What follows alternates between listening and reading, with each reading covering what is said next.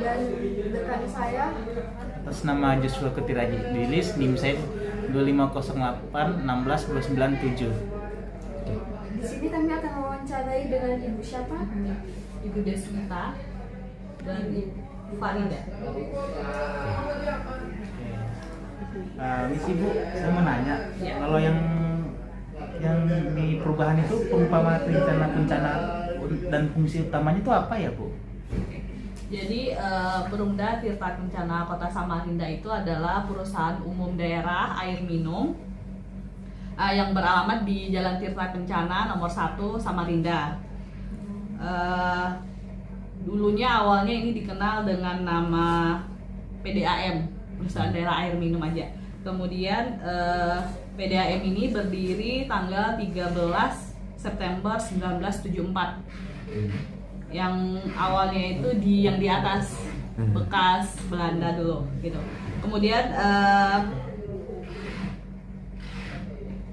pada tahun 2019 tanggal 23 Desember 2009 PDAM berubah nama menjadi Perumda untuk menjadi perusahaan umum daerah air minum. Dari awalnya dari perusahaan daerah air minum saja gitu. Kemudian fungsi utama dari Perumda ini adalah menyediakan air minum yang sesuai standar kualitas, kuantitas, dan kontinuitas. Kemudian yang kedua itu memberikan manfaat bagi perekonomian dan daerah pada umumnya. Karena Perumda ini kan di bawah Pemkot, seperti itu.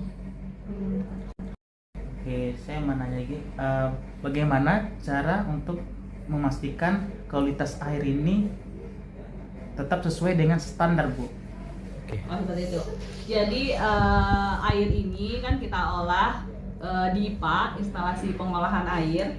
Jadi di IPA ini telah dilakukan pengujian. Jadi air sebelum dialirkan itu pasti diuji terus melalui parameter pengujinya itu bisa di warna, pH, kadar zat besi, koliform, E. coli untuk memastikan air yang diproduksi itu aman untuk dikonsumsi, seperti itu. Kemudian selanjutnya itu untuk memastikan kualitas air. Jadi IPA itu ada pemerasan, pemerasan dan perawatan berkala di instalasi itu. Bagaimana dalam mengembangkan tahap proses pengolahan air bersih di instalasi Perumda Tirta Kencana itu gimana Bu? Cara proses pengolahan air. Iya.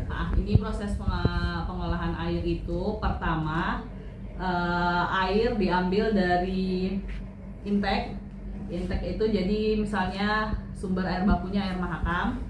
Jadi di intake itu akan menghisap air baku, medianya pipa, tapi di intake itu belum terjadi pengolahan.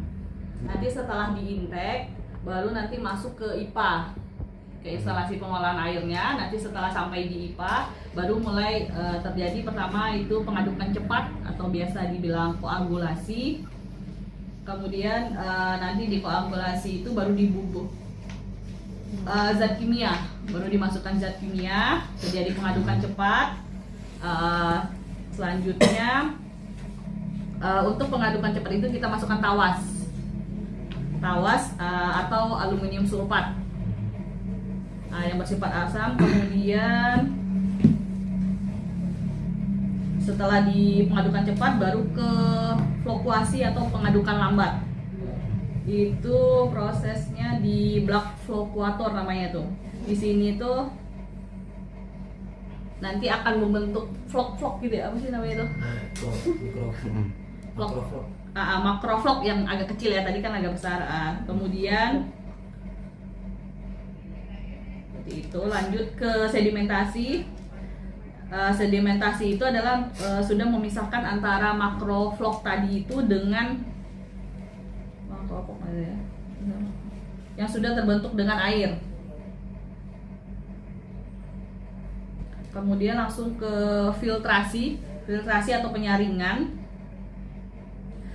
Medianya ini biasanya pasir berpori.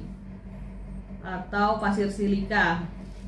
Kemudian baru netralisasi atau desinfeksi agar air itu tidak berwarna dan tidak berbau atau berasa. Nah, biasanya air bau atau rasa itu diakibatkan oleh mikroorganisme atau bakteri dalam air yang sifatnya asam. Nah, maka proses mikroorganisme harus dihilangkan dan pH-nya harus dinormalkan kembali. Makanya dipakai desinfektan ini gitu. Kemudian setelah didesinfektan ini air bersih sudah terjadi, baru ditampung di dalam bak penampungan atau reservoir. Kemudian setelah masuk ke reservoir itu harus tertutup rapat, dingin agar tidak terjadi perubahan atau merusak air. Setelah di bak itu nanti baru dialirkan di pipa distribusi untuk dialirkan ke rumah pelanggan. Oke. Oh iya. Dalam tahap prosedur perawat atau maintenance itu pompa airnya seperti apa ya? Kalau untuk perawatan motor dan pompa air itu berkala dilakukan setiap 3 bulan sekali. Perawatannya perawatan elektrik seperti pengukuran tegangan listrik, pengukuran arus, dan pengecekan panel listrik motor dan pompa. Kemudian perawatan mekanis seperti pelumasan bantalan, pengecekan coupling, dan pengecekan secara getaran maupun suara pompa, seperti itu. Oh iya, saya mau nanya lagi, dalam parameter apa aja diuji dalam pengujian kualitas air pompa cerita kencana yang ada di sini? Parameter yang diuji dalam kualitas air itu ada pH, klor, NTU itu kekeruhan ya, kekeruhan. Baik Bu, selanjutnya akan dilanjutkan dengan saya. Apa yang akan dilakukan jika tekanan air di suatu wilayah pelanggan ada penurunan atau tiba-tiba turun? Oke, yang pertama biasanya itu ke lapangan untuk ngecek jaringan distribusi. Biasanya kalau ada gangguan itu bisa ada kebocoran atau sumbatan. Jadi setelah dicek nanti kan baru tahu masalahnya apa. Kalau memang bocor berarti segera diperbaiki gitu. Kalau ada sumbatan berarti kan harus diperbaiki juga. Dibongkar. Kemudian biasanya tuh kalau dari eksternal tuh kadang tiba-tiba mati listrik gitu loh Pak. Jadi pompa kan nggak jalan. Jadi distribusi pasti berhenti pendistribusian airnya, jadi seperti itu. Selanjutnya, bagaimana PDAM ini bisa berkontribusi untuk meningkatkan efisiensi dan kualitas pelayanan pemuda di Tirta Kencana? Oke. Pertama kami akan melakukan penurunan NRW. NRW ini kan kehilangan air ya. Jadi kehilangan airnya tuh ada fisik dan non fisik. Jadi kalau kayak fisik itu bocor itu, makanya kalau ada bocor, kalau misalnya tidak segera diperbaiki itu kan makin banyak air terbuang, makin banyak air terbuang kan makin banyak uang yang terbuang juga, seperti itu. Makanya kan kalau memang misalnya ada ketemu bocor walaupun kecil, nggak apa-apa dilapor aja gitu, biar orang PDAM-nya tahu, seperti itu. Takutnya kadang kan kalau yang kecil-kecil itu kita nggak tahu, jadi kalau berlarut-larut sampai lama kan itu jadi kerugian seperti itu. Kemudian yang kedua, peningkatan SDM. Jadi SDM-nya sering dilakukan pelatihan sesuai dengan bidang, seperti itu. Baik, sekian wawancara dari kami Bu. Maaf untuk mengganggu waktunya. Oh iya, terima kasih. Terima kasih. Ya. Berdasarkan dengan semua analisa yang diberikan oleh teman-teman dan rekan saya di dalam video ini, maka dapat disimpulkan bahwa PDAM adalah institusi atau lembaga yang tentunya memastikan bahwa pengaliran air bersih terhadap masyarakat dapat tersampaikan dengan baik. Pun juga di dalam video ini telah dijelaskan beberapa mekanisme-mekanisme dan prosedur-prosedur bagaimana pengaliran air bersih ini terjadi dan bagaimana proses pendapatan air bersih hingga filterisasi air bersih itu dapat terjadi.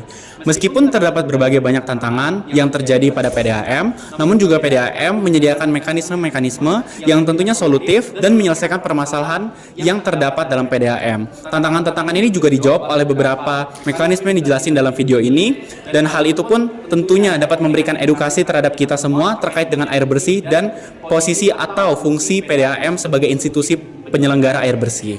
Mungkin sekian yang dapat saya sampaikan.